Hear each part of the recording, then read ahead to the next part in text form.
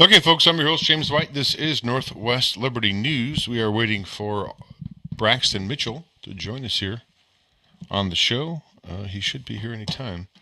Sent the Zoom link over to him, and we're hoping that he comes on here shortly. Appreciate you being here today. We're coming to you live from Kalispell, Montana. It looks like I got off a little bit late here. These clocks are not synced, apparently. Sorry for the delay.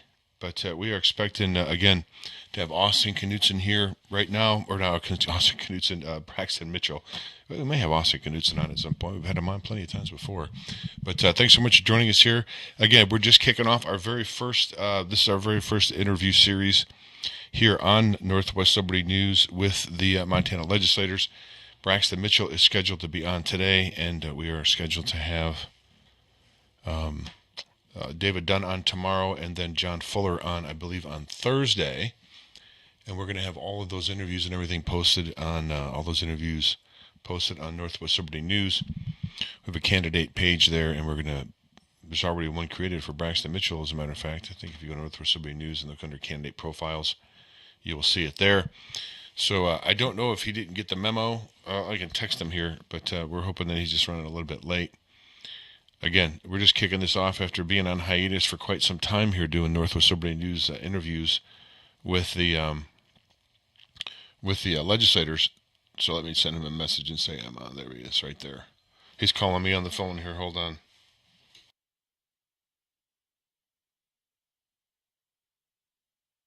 Okay. He just called me. Maybe he's going to be jumping on here in a minute. Maybe he's just running a little bit late. Okay, so I just texted him here. Hopefully he'll be on in a minute. We're going to have, he's Braxton Mitchell. He's probably one of the youngest legislators. He's right now currently the representative in House District 3, and he is up for re-election again here coming up. Well, I believe he's got a primary opponent. I'll have to check. Matter of fact, I have all of the the candidates already up here on this other screen, and I'll pop over there real quick and wait. We're waiting for him to get here. Here's Colin is here. Hold on a second.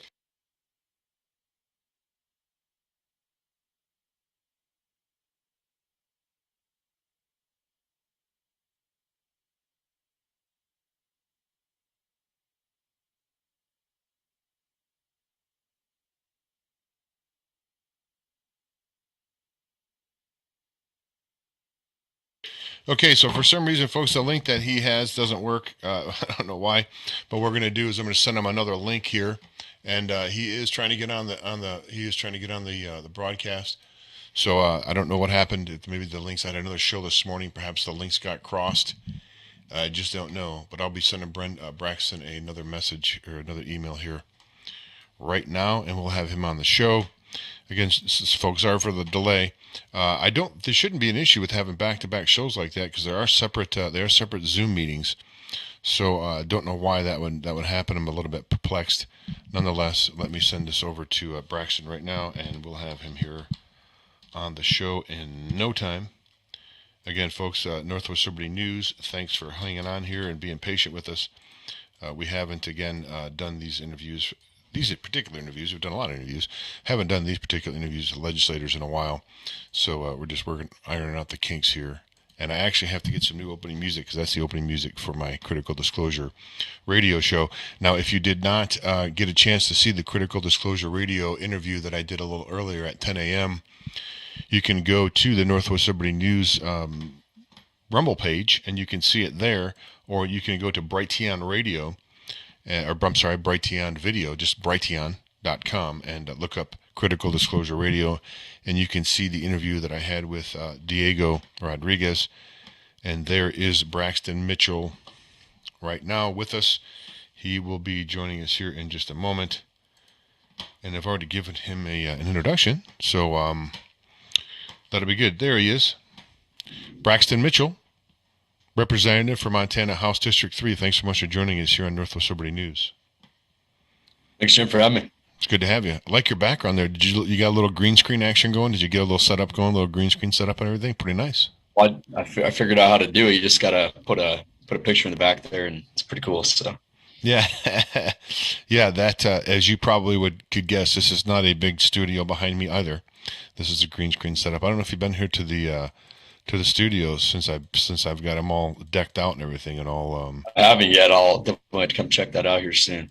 Yeah, come and check it out. Come and check it out. Anyway, Braxton Mitchell, thanks so much for joining us here today. It's always great to have you on. I think I've interviewed you several times here on the show. You are, as I had stated sort of before you got here, you're one of the youngest legislators in Helena, and certainly one of the most impressive with your stance on, liberty and constitutional principles. And I know you're a MAGA. You're an unashamed MAGA guy. And I'm on Team America myself. So, Braxton Mitchell, thanks so much for joining us here today. And what's on your mind first, Braxton? What's the first thing? Let's start with the macro and work on the micro. Just give us your 30,000-foot view, your overall view of how things are going on. There seems to be potentially a war going on here, maybe in the Middle East. You never know. We see. Economy is going, the economy seems like it's going into tank. We got gas prices that are just out of hand. Braxton Mitchell, make some sense to us here. Give us an idea of what's going on here. Give us a 30,000-foot view, if you would. Well, it's clear as day. I mean, President Trump in 2020, when he was running for re-election, says if I'm not reelected, inflation's going to happen. Gas prices are going to soar. We're not going to be respected at the national level and at the worldwide level anymore. And he was right about all three of those things. And you look at the Biden administration, they're putting America last on every single forefront of every issue. You look at President Trump, he put America first. And we're just seeing a complete un-American regime that's pretty much taken over in DC. And we're seeing a lot of these folks that are running for office in Montana that are praising Biden and praising this America last agenda, and it's unfortunate, but that's the state that we're in. And we got to show out in record numbers in 2022, and I think we're going to see it. I mean, the average everyday American right now is struggling, and they've been struggling with inflation and other issues. Now we're seeing gas prices soaring at record levels, and it's going to continue to grow. I think we're going to see something in 2022 that we've never seen before since maybe the Reagan, what was it, 1980, 1984, when we saw one of the biggest red waves in, I guess, American history. But I think something like that is coming.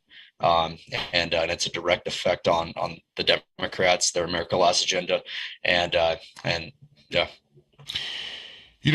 Braxton, from where I'm looking at things, and you may have the same perspective, maybe you don't, it appears to me that the current administration and the minions that work alongside them, especially the mainstream media, they seem to want to destroy this country. They seem to, and I say that for one of the main things that makes me say that is the dependence that we now have, apparently, on foreign oil when we have some of the largest oil finds maybe on the planet. They're saying some I've heard reports said some of the largest finds on the planet are literally here within the borders of our country, yet they're trying to reach out to other countries to get oil.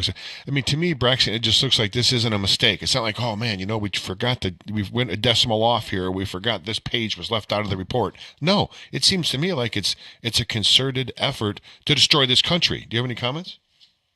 Yeah, no, you're 100% right. It's all about a part of the Green New Deal. And the Democrats' excuse is, oh, well, if we drill in America, it's not the oil might not be as clean or this or that.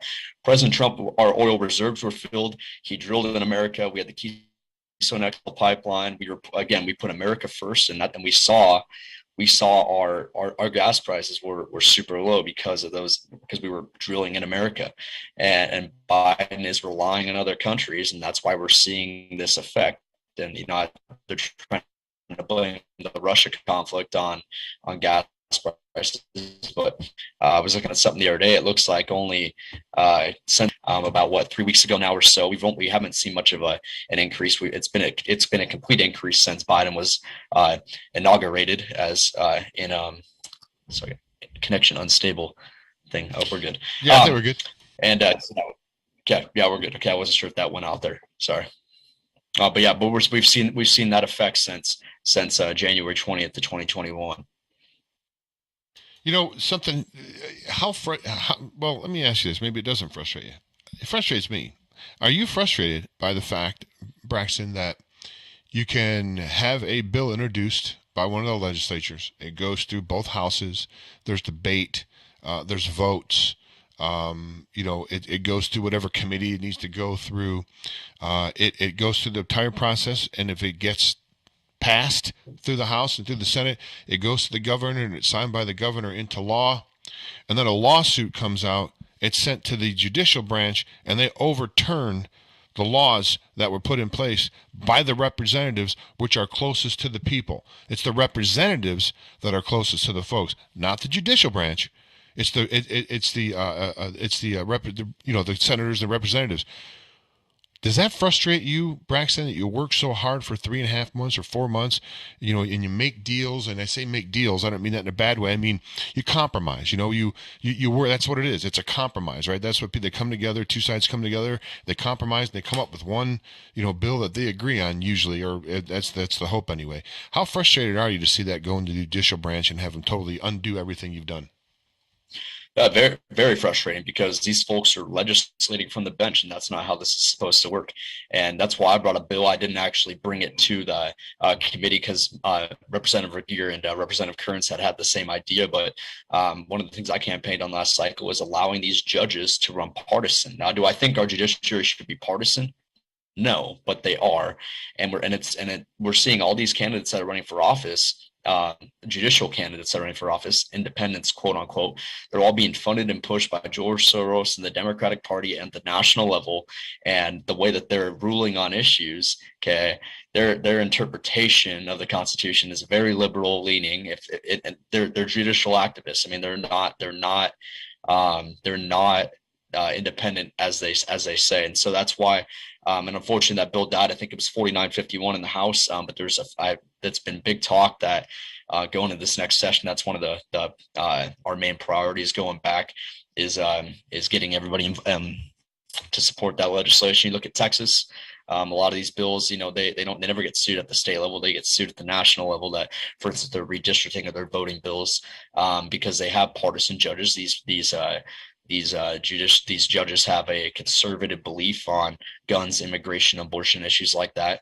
And people say that judges shouldn't be partisan. And again, I don't think they should be, but every Supreme Court justice at the national level, for instance, everybody knows that they're a conservative judge or a liberal judge. So, I mean, nowadays it's a clear reality. I mean, these judges have a political agenda, and unfortunately we're at that point.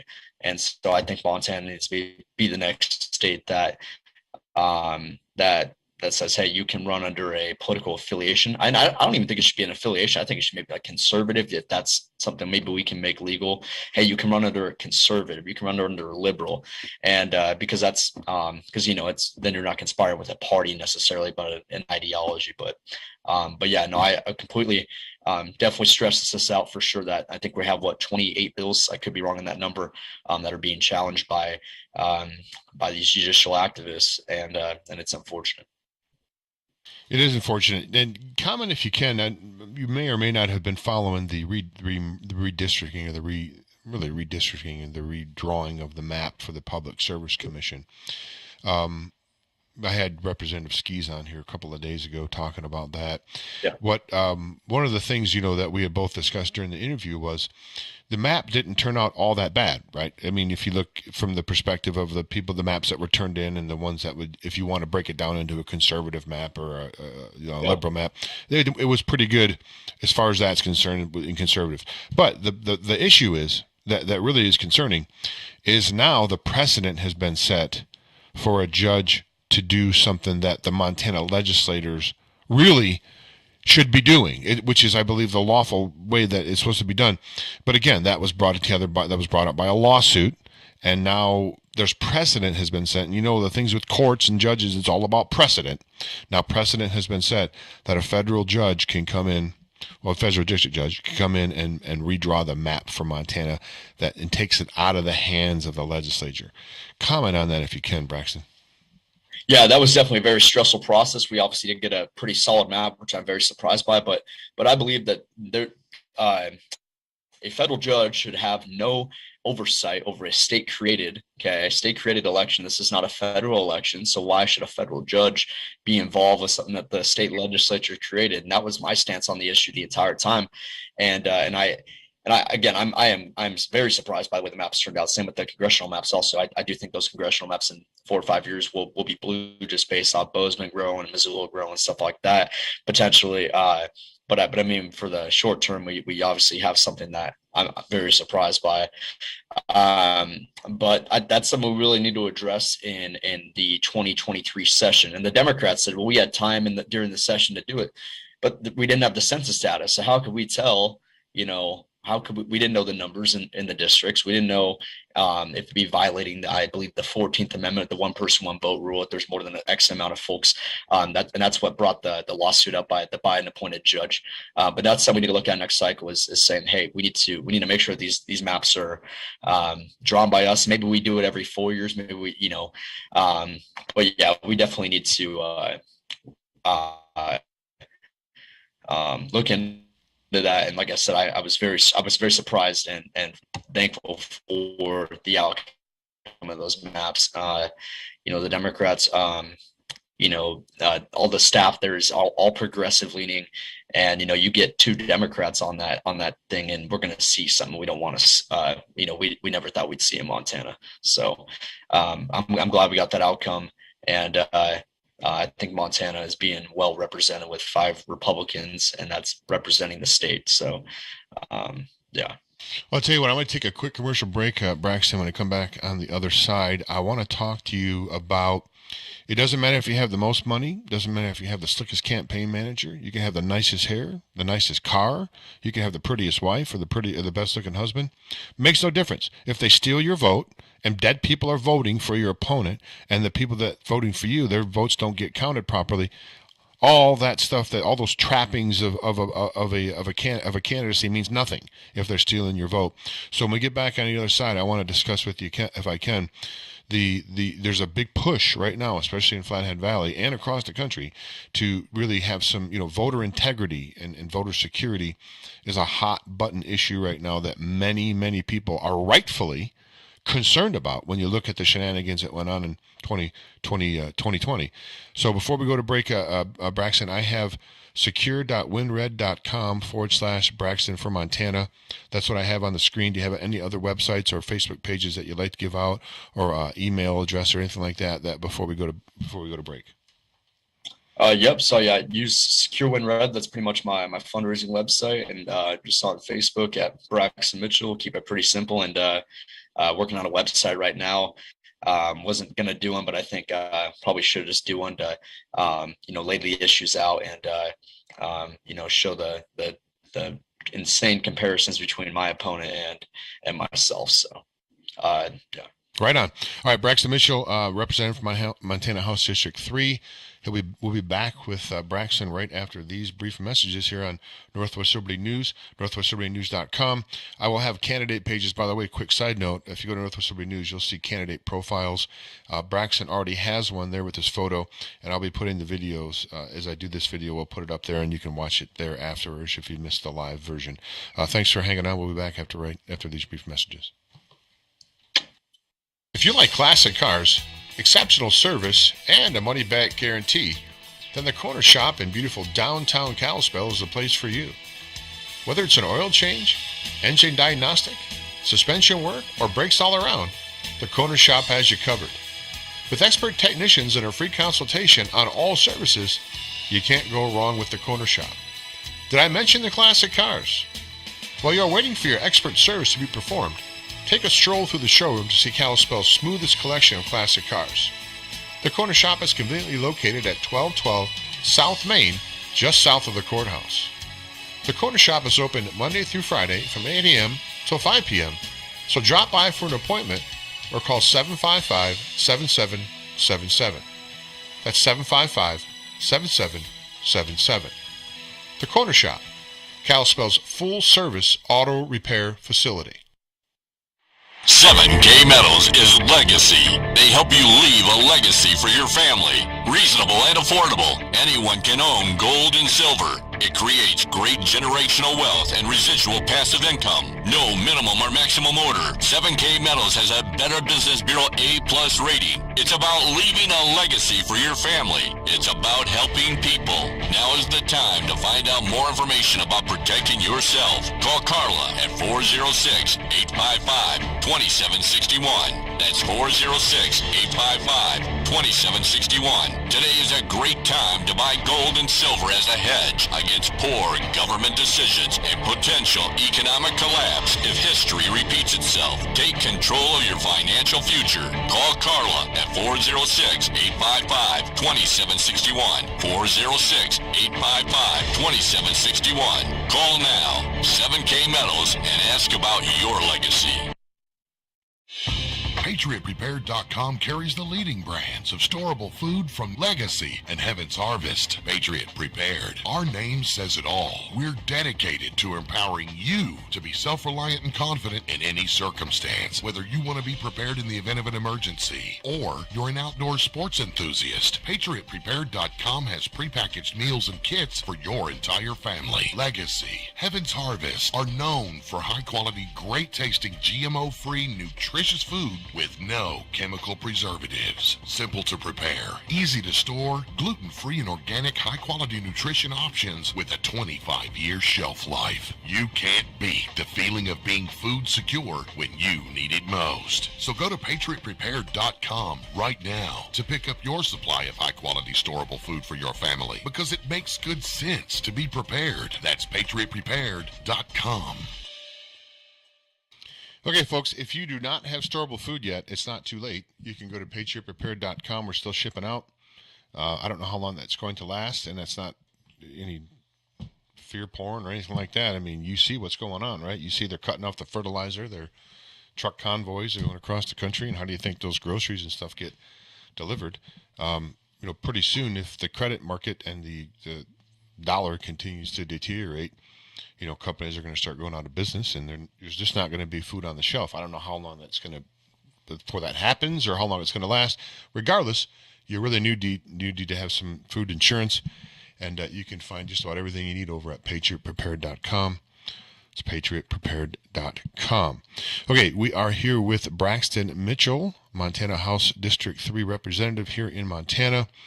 Braxton's been a guest on the show several times in the past. He's currently in office, and he's gotten a couple of challenges. I looked on the sheet, 2 or 3 challengers. I'm not sure how many have coming up here for in HT3, but you had a great record there in Helena, and I believe you're the front runner. I would suggest you're probably the front runner now, as far as I know. Speaking of that, as I stated before the break, Braxton, whether you're the best candidate or not, if they steal your votes or somebody else, the vote that's cast for you goes to somebody else, or dead people vote, or, with a variety of other things that they've done, double voting out of state, for whatever, there's a way to cheat, and for you to get by with it, they'll figure it out. How much of a concern is it to you that the vote here in Montana, which is where you're running here specifically in your district, how confident are you right now today? What is this, March 14th? How confident are you that the voting machines in Montana are secure, sound, and all the votes that are cast are going to be cast properly and counted properly, more importantly? Braxton Mitchell.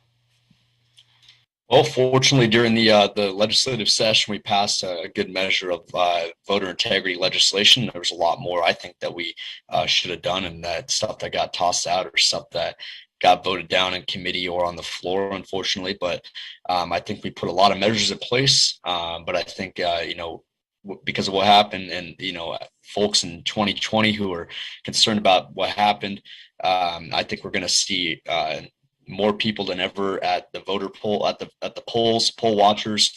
So I'm definitely, there's always a level of concern, but I think again, we did a lot of stuff in the session, but there's always more that we can do. But again, you got to make sure elections are safe and secure. And I hope that they are here in Montana. I hope that they are everywhere. But yeah. So as you've probably been, I shouldn't say probably, you may have been following the news and realizing that I am, that there seems to be more violence here in the Flathead Valley. Another shooting, I think, occurred yesterday or a day before, when I first got here, geez, I don't think I had heard about any shootings for maybe 5 or 6 years. It's only been in the last 3 or 4 years, maybe. And, and there's been meth problems before. People say, oh, it's just meth. Yeah, there's been meth problems before here in Montana, and I don't think, it wasn't the Old West. And you got this guy up here at the fitness place that he's trying to get a homeless guy out of the parking lot, and then he got shot and killed there. This just didn't go on. I mean, in Flathead Valley, when I first moved here, it's going on now, though, Braxton, and I don't really pretend to know why.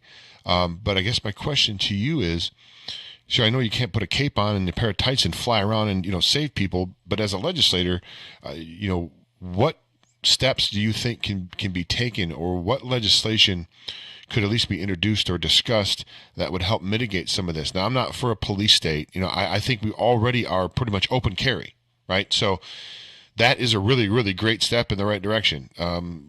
Would you commit, if you went to Helena, to continue to be a strong pro Second Amendment? And also, we want to make sure that people that do defend themselves in righteously are not run through the system. So you can't even defend yourself, because then you got to pay $25,000 or $30,000 in legal bills. And you just, I've heard people say that they're not carrying firearms because they're afraid if they get into they shoot somebody, then it's going to cost them $50,000 for an attorney, and they just so they don't carry a gun. I know it's a long-winded question, but can you make a commitment that you're going to continue to be for strong Second Amendment rights and help the victims of these crimes keep from going through the court system? Braxton Mitchell. Sorry, my computer keeps going off of the ring here. I hear that. I've been there. Mute that here. Sorry. You're fine. Keep that tab open there. But no, when it comes to the Second Amendment, I've always been a staunch supporter of the Second Amendment. I carry a gun almost everywhere I go, whether it's on my side or in my boot. I'm a very staunch conservative, very staunch pro-gun conservative. And as you know, Jim, I held a pro-gun rally, and what really got me started, I guess, in the political activity was the attack on the Second Amendment. I grew up in Montana hunting and, shooting guns for fun as a kid. And now we're, I've gotten older. None of that has changed. I've always been as pro-gun as you can find, especially for someone my age. And I intend to always keep my position on the Second Amendment for dang sure. Remember it. I covered it. I think I was one of the only ones that covered. I think I was the only one that had the video coverage of that. That was great. I think you walked out. Didn't you guys walk out or something of Columbia Falls High School? You walked out or something in the middle of the day or something like that, right? Wasn't that was years ago? So in 2018, after the Parkland shooting, there was right. mass calls for students across the country to walk out against the Second Amendment. Now, I supported the walkout originally, not against the Second Amendment, but I supported the walkout in honor of the victims who lost their lives. It was a very tragic ordeal. And but then I started hearing that there was a national push that the walkout was intended only for students to walk out against the Second Amendment. It wasn't actually for the victims. So I got a bunch of buddies together. I said, listen, we grew up in Flathead, in Flathead County. We grew up in Columbia Falls. We all grew up shooting guns, hunting, and has there ever been an issue with shootings? No. And we wanted to show a pro-gun side to the story, but also show our support, for the folks and the families who had lost their lives in that horrific shooting. But we wanted to take an opposite side to that, and ended up, I think, sparking a lot of where I've gone, I guess, in the political aspect of things. But yeah, again, I'll always be pro Second Amendment. That'll never change. And what's going on in Flathead County, I've never seen before in my life. There's a reason I live in Flathead County, is to escape, these cities and these areas where these shootings are going on, and this gang stuff is going on, drugs are going on. And unfortunately, I think with the amount of folks we're seeing flood into our county, we're seeing these people, they're coming in and they're changing a lot of things, and they're bringing these drugs, the crime, the shootings, and it's unfortunate, but we gotta stand our ground and make sure that Flathead County stays Flathead County. Braxton, we're going to go ahead and close out the interview with one final question to you. As we had stated, you think you have a couple of opponents. When people go into the ballot box, I think in the primary would be the first time. When people go into the ballot box there and they cast their vote, why should they vote for Braxton Mitchell and not for your opponents? Yeah, so I have a independent who had changed from an independent to a Republican. Not sure how that worked. Just filed in my race over the weekend. It was expected. There's a libertarian that has filed in my race and a very far left Democrat that has filed in my race. I would tell the folks, I mean, I had a very strong conservative voting record during the 2021 legislative session. I brought a couple different bills. I really wasn't too policy oriented as a freshman. I more learned the ropes of things, and as a freshman legislator, that's really important, is learning the process and how things work. But heading into this next cycle, I have a lot of ideas and proposals, and I'm going to continue to do the work to get reelected as I did the first time, play like I'm from behind, and I think at the end of the day we're going to prevail. And I again, I had a very strong conservative voting record. Supported. I supported the Second Amendment. I stood against vaccine passports. And I stood with Montana conservatives on almost every issue, and that's the mandate that the people of Montana set, not just in my district, but not just in Fallada County, but the state of Montana in 2020. And I look forward to serving as the people's voice yet again next session. So. Well, Braxton, you're obviously a very busy guy. You got plenty of people wanting to get in touch with you, and I appreciate you taking time out of your busy schedule to come here on the show. Braxton Mitchell, Montana House District 3, secure.winred.com/Braxton for Montana, secure.winred.com/Braxton for Montana. Braxton Mitchell, thanks so much for joining us here today on the broadcast. We appreciate you taking time. Yep. Thank you, Jim. Thanks, man. For having me. Yep. You're welcome. Have a good one. Take care. We'll talk again before. Take care, bud. Okay, there goes Braxton Mitchell. We appreciate him coming on here to the show. Let me move over to this screen right here. I'm your host, James White. We're going to go ahead and end the broadcast now. This is the first interview of a series of interviews we'll be doing here. And as soon as I get this out and get it propagated, we'll hopefully be able to get this information out to as many people as we can. You can find out what's going on over at northwestlibertynews.com. That's northwestlibertynews.com. Tomorrow we'll have David Dunn on the show. He'll probably be in studio. Braxton couldn't make it in studio today. So until next time, this is James White for Northwest Liberty News saying bye now.